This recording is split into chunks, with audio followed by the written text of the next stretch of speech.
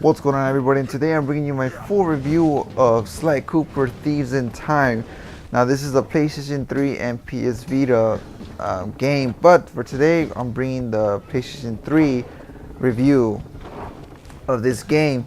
So as you probably may or may not know, I have sort of a different categorized sections in my reviews, the way I do them. You know, there's the story, there's the graphics and sound, soundtrack, ease of controls, the likes and the dislikes, and the rating of the game, and whether or not you'll be playing it, you know, you'll be coming back to it multiple times. So let's get on with it. So the story begins with Sly and the gang just had their, they completed their latest heist. And then Sly carries on with the case of alleged amnesia, and he basically runs off with Carmelita, and then he leaves Bentley as the keeper of the treasures of the thievius raccoons, and the Cooper family's ancient book of master thievery or something like that. Then I don't know where Bentley discovers that the pages of the book are going missing. So Bentley's like, "Whoa, what's going on?" And so Bentley rounds up the whole gang, and he tells Sly that he must figure out why this is happening in order to save the Cooper clan, or the legacy of the clan of his family. So what they do is they basically they travel through time. They travel through time with pieces from the. They need pieces from that time in order to get to that time, if that makes sense. Anyways, so for example, they get a samurai's sword, and they could see that's from 1875 or 1700, 1800s. Like they could pinpoint the exact location where that item is from, and so they use that, and they basically drive. It's like some. What do you call it? Back to the Future. They get a car, or in this case a van, and they travel back through time, or forward, back through time, and they can communicate with their other partners from the future, so back and forth. And so that's basically what the story is. So the Sly and the gang are trying to find out who's behind this whole stealing their family's treasure. Basically, it's the cane of each of the family members. And so he meets his ancestors, and it's pretty funny how something they're like, "Hey, I'm basically your descendants," and they're like, "What?" Yeah, it's just funny. And that's pretty much it for the story without spoiling everything. And it's a lot of fun. The story, it's pretty funny. It's good. And so now moving on to the next section, I'll even explain about the graphics. The graphics are actually pretty good in this game. It's actually good and sharp, very colorful-ish. I kind of like how they really did it, like kind of cartoony. Not really necessarily cartoony-ish, but like it's still very sharp, and the graphics are, in my opinion, they're pretty dang good. That's why I put it. I popped it in. I was like, well, maybe the graphics won't wow me. There is cutscenes. The cutscenes though are animated. They're not from graphics. Like usually graphics are, they bumped up the really good graphics for the cutscenes. You know how sometimes like Metal Gear does it. It's Final Fantasy. It's kind of like that, but not for this one. They do it how it's like if you know the game Persona 4 Golden or Persona 4 in general. That's how they do. The cutscenes are animated, and so that's how the cutscenes are in this game, as you probably seen in the beginning of the video. Or yeah. So that's just pretty much it. Now the next section of the game is the sound and the soundtrack. Now the sound is excellent. The soundtrack is even better. Both the sound and the soundtrack are excellent. The way the music, it's just really, it really goes well depending on the theme of the arena you're in. For example, if you're in Japan, or if you're in England, medieval times, or you're in the Western or the USA, stuff like that. They change it, but throughout the whole game, they have like a nice jazzy tune nice jazzy tune where like through the menus, through the cutscenes, where you're exploring the open worldness of the Sly Cooper world, and it's just really like if you're into that music, you're gonna love it. But if you're not, well, it's still a nice soundtrack to to listen or to hear um, while you're playing the game. It's pretty good. Now, moving on to the next section, what I like to know is the ease of controls. Now, the controls are very simple in this game. They're flat out just like simple. Um, and it's just pretty cool. You jump with X, you jump and you press circle, then you can land on specific spots where it's blue, and you attack with square or with triangle. Let me see, try to remember which one was it. Now, yeah, you could do like sneak attacks, you could do combos, and you could do a bunch of things, and they're very simple. You could change attire, you could change some other stuff. You could what do you call it? You could, it's very simple. Like in 5 minutes, 5 to 10 minutes, you'll get how the controls work. Basically, they explain it very well, how to get used to it very quickly. So that's what I pretty much was good about the game. Now, what I like, moving on to the next sections. This is gonna be my likes and my dislikes. But first, I'm gonna go with my likes. I do like the story of the whole time travel. His ancestors. I believe they did it well.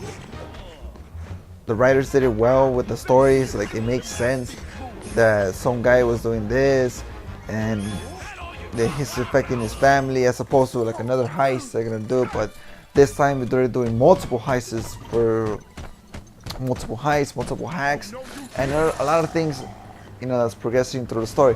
And what I did like was Sly's humor, like sense of humor, that if you might pick it up and you might laugh. I did laugh. Sly is a pretty funny guy. With his like little sense of humor, he throws it in. He throws it in. You might notice, you might not, but if you do notice, you're gonna laugh. I also did like what the ease of controls, which I did explain in the previous section, and I also did like the little side kind of mini game ish with with Bentley ish, with the Murray, yeah, with those guys. They're missions, but there's also like other side missions, like you treasure hunts. You get the treasure, you gotta race back to your hideout and collect money and stuff like that. It's pretty cool. I did like that. Another thing I did like was the open world exploration. You're not just limited towards the missions. You can actually pick any character you want. You could explore. You could earn more money for more weapons, for more moves, for more skills like that. And you could just find all these like mystery treasures. Like there's one safety, what do you call it? Cage? No, not cage. It's not a cage. Anyway, it's a safety lock. You're like, safety lock? It's a safe. There you go. Not a safety lock. It's a safe, and you gotta find all these clues how to open it. And then this is pretty like challenging. You gotta jump this, you gotta jump that, and it's pretty cool. Another thing I did like was it's basically the stealth. The stealth and the thievery gameplay style. This reminds me of kind of like a Metal Gear-ish, but if it was like with animals, cartoonish like that. It kind of reminds me of that. It's gotta be stealthy. You could take them out. You could take them out slowly. You could kill them like from behind. You could do a quiet kill. You could just go all out. And if you get caught, the game is over. You have to start out from the last checkpoint. Or if you get caught, they're like more. Everybody gets alert. All these guys start coming in. So you basically gotta run and hide. And they know you're around, but they're looking for you. It's kind of like Metal Gear, but like with animals. You're a raccoon. And also one of the main things I did like about this game is that you get the PS Vita version for free. So this is definitely a cross-buy game, and it's very good. So basically you get 2 for 1. You get the PS Vita version and you get the PS3 version, which is excellent in my opinion, which is pretty awesome in my opinion. So I told you about what I like about the game. Now I'm telling you about what I didn't like about the game. Not a lot of things, but two things that did bother me at the game was like, oh, here we go again. It's like with the missions with Bentley, I kind of figured like they're very repetitive. There's a certain sections like there's the one with the little tank, you ride like a little vehicle. There's that one. There's the one with the little ball, and there's the one where you move the controls gyroscope. Then you basically six axis motion, stuff like that. And you basically control a ball, trying to drop it down. And then there's the one with he's all Rambo-ish, and you fly around and you attack. No, after that, it repeats all over again. It's the same thing all over again. It's the ball, it's the little tank, it's the fly, it's the ball, it's the fly throughout the whole game. I was like, oh, anything else? Like, sure, the levels might look different and anything, but it's kind of like the same process, and it's like, give me something like new or something. I know they're trying to make it fun, and it is fun in a way, but it's just kind of like, for me, I felt like it was being repetitive with Bentley's, like, hacking missions. It kind of felt like that. And only when you have to hack, that's like the rest, you have to figure out where the computer is. That's fine. But the hacking is just like, ooh, here we go again, like repetitive. But that's how I felt. Now, one of the biggest things I didn't like about this game is there's a lot of loading times. You lose, load. You get out of the hideout, load. You do this, load. It's not really like, not everything loads up at the same, like, for example, you leave the hideout, you try to do another mission, it loads. You try to do this mission, you gotta load. In other words, be prepared for a lot of loading times. That's why I kind of figured out, like loading again, damn it. Yeah, it's like that. It's like, oof, like that.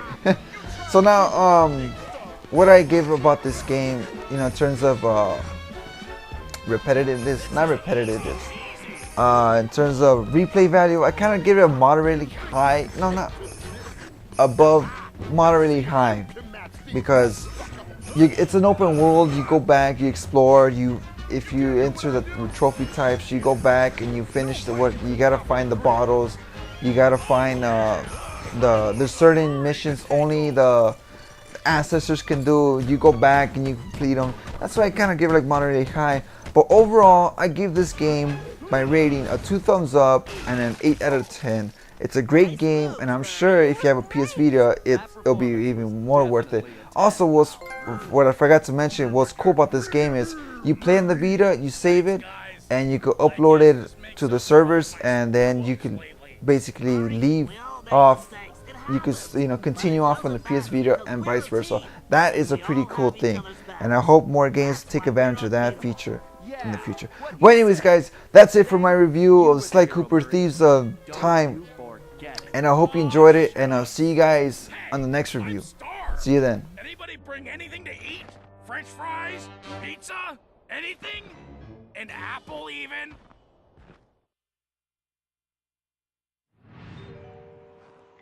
Carmelita had cooled off a bit, but she hadn't forgiven me yet, and I really couldn't blame her. The last thing she wanted to do was join up with a bunch of thieves, something that went against everything she stood for. I could tell it was a tough decision, but in the end, she knew it was probably her only shot at busting the paradox. Dimitri was happy to finally hear from us, as he'd been worried his bros were warping their faces off, whatever that meant. He pointed us to our next destination, medieval England, and as it turned out, Grizz's crown was the perfect object to get us there. So, although we'd only uncovered this Ice Age scheme by accident, luck was definitely on our side. And we left in a confident mood, ready to tackle whatever fate had in store for us.